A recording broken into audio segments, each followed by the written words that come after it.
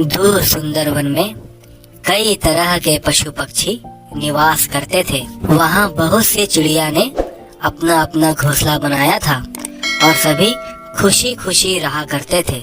वहीं कचालू नाम का कौवा भी अपने परिवार के साथ रहा करता था। कचालू कौवे के बेटे का नाम कालू था।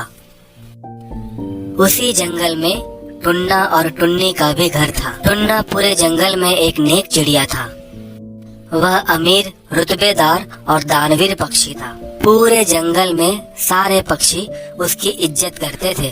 टुन्ना सारे पक्षियों की मदद किया करता और उससे जो भी उधार मांगता वह उसे दे दिया करता था।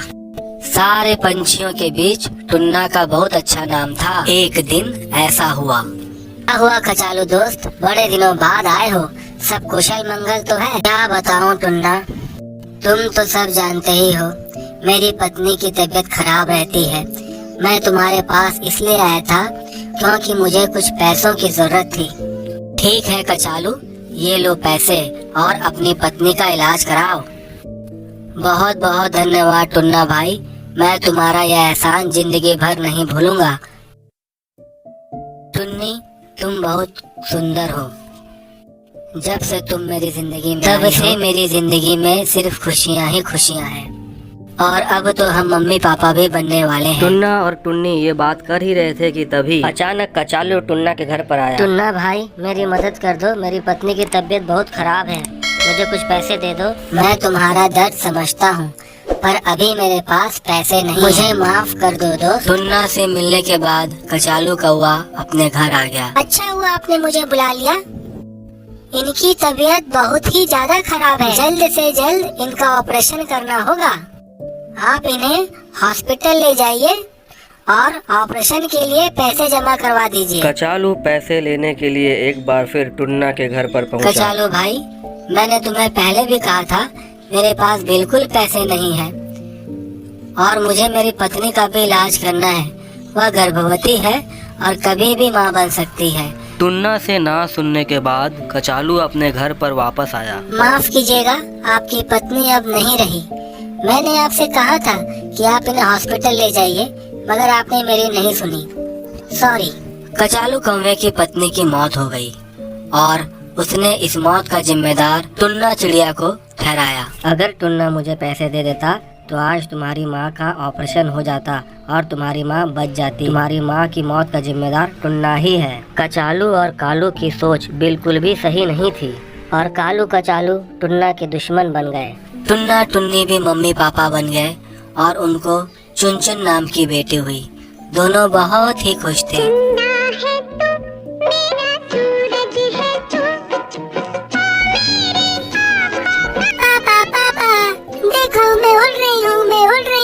अरे चुनचुन बेटी, नीचे आ जाओ, तुम गिर जाओगी, तुम्हें चोट लग जाएगी। मेरी प्यारी बेटी, हम तुमसे बहुत प्यार करते हैं। मैं भी आपसे बहुत प्यार करती हूँ पापा। तुम हमेशा खुश रहो मेरी बेटी। दूसरी तरफ कुचालू अपने बेटे कालू को हमेशा सिखाता था कि उसे उसकी माँ की मौत का बदला कैसे लेना है। बेटा कालू, तुम्हें टुन्ना की बेटी चुनचुन को अपने प्यार के जाल में फंसाना है और उसे यहाँ मेरे पास लाकर उसकी हत्या कर देनी है और इस तरह से तुम्हारी माँ की मौत का बदला पूरा होगा। धीरे धीरे कालू कौवा और चुनचुन बड़े होते गए। कालू कौवा चुनचुन पर नजर रखता और चुनचुन जब भी स्कूल जाती कालू कौवा उसका पीछा किया करता था। चुनचुन इस बात को समझ गई कि कालू कौवा उसका पीछा करता है, किंतु उसने ये बात किसी को नहीं बताई। इधर चुनचुन ने ठान लिया था कि अब वो कालू कौवे से पूछ कर ही रहेगी कि वह उसका पीछा क्यों करता है। क्यों कालू, तुम मेरा पीछा क्यों करते हो? मैं सालों से देख रही हूँ कि तुम मेरे पीछे पड़े हो, आज तुम्हें बताना ही होगा कि तुम ऐसा क्यों करते हो। चुनचुन, पूरे जंगल में तुमसे ज्यादा खूबसूरत पक्षी और कोई नहीं है। तुम्हारी ये भूरी भूरी आंखें बहुत ही खूबसूरत है और तो और आसपास के जंगलों में भी ये बात है कि चुनचुन से ज्यादा खूबसूरत पक्षी पूरे जंगल में नहीं है। चुनचुन बहुत ही भोली और नादान थी, इसलिए वह कालू की मीठी मीठी बातों में आ गई। समय बीतने के साथ चुनचुन और खूबसूरत हो गई और दोनों छुप छुप कर आपस में मिलने लग गए। कालू कौवे ने चुनचुन को अपने जाल में फंसा लिया और बेचारी चुनचुन इस बात से बिल्कुल अनजान थी कि कालू उसे मारना चाहता है। और एक दिन चुनचुन, आज मैं तुम्हें अपने दिल की बात बताना चाहता हूँ। मैं तुमसे बहुत प्यार करता हूँ, आई लव यू, और तुम्हारे साथ ही शादी करना चाहता हूँ। मैं भी तुमसे प्यार करती हूँ और तुम्ही से शादी करना चाहती हूँ। और इस तरह से कालू ने चुनचुन को अपने जाल में फंसा लिया। और एक दिन यह बात टुन्ना और टुन्ने को पता चली। चुनचुन, ये तुम क्या कर रही हो? सारा सुंदरवन जानता है कि कौवा कचालू और उसका बेटा कालू हमारे जाने दुश्मन हैं।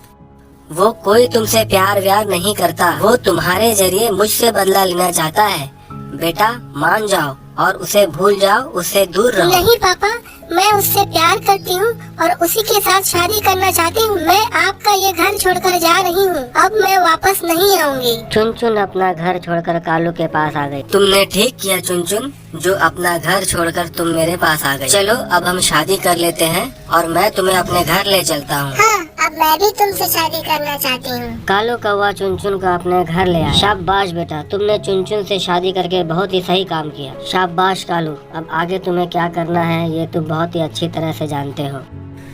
कचालू कालू को इशारों इशारों में चुनचुन को मारने की बात कह रहा था, पर चुनचुन इन सब बातों से बेखबर थी। क्यों कालू, ससुर जी क्या बात कर रहे थे? मुझे तो कुछ समझ ही नहीं आ रहा था। कोई खास बात नहीं है चुनचुन, पिताजी कह रहे थे कि मेरी बहू का अच्छे से ख्याल रखना। और कालू अपनी मीठी मीठी बातों से चुनचुन का दिल बहलाने लगा। और अब कालू चुनचुन को मारने की प्लानिंग करने लगा। बेचारी चुनचुन इस बात से अनजान थी कि कालू उसकी हत्या करना चाहता है। वो तो बेचारी खुशी खुशी कालू के साथ रहना चाहती थी। और एक दिन जब चुनचुन अपने काम में बिजी थी, तब कालू ने घर पर रखी कुल्हाड़ी से चुनचुन पर 3 वार किए और उसकी हत्या कर दी। चुनचुन की हत्या बहुत ही बेदर्दी से की गई। घर की दीवारों पर चारों तरफ खून ही खून था। इस हत्या को जिसने भी देखा उसका मुंह फटा का फटा रह गया। जब टुन्ना टुन्नी को इस बात का पता चला तो रो रो कर उनकी हालत खराब हो गई। आखिर क्यों उस मासूम सी बच्ची को इतनी बेदर्दी से मारा गया? उसकी क्या गलती थी? वो तो बेचारी जीना चाहती थी, खुश रहना चाहती थी। चुनचुन की गलती यह थी कि उसने अपने माता पिता का कहा नहीं माना। उसके माता पिता ने उसे लाड प्यार से रानी की तरह पाला था। जंगल में जितनी भी बुराइयां थी उन सब से बचाकर चुनचुन को रखा, पर चुनचुन को ये बातें समझ ही नहीं आई। इसीलिए बच्चों, अपने माता पिता का कहा मानो। आपके माता पिता ने दुनिया देखी है, उन्हें आपकी परवाह है। वो जानते हैं कि आपके लिए क्या अच्छा है और क्या बुरा। कालू और कचालू जंगल छोड़कर भाग गए और आज तक पुलिस उनको पकड़ नहीं पाई।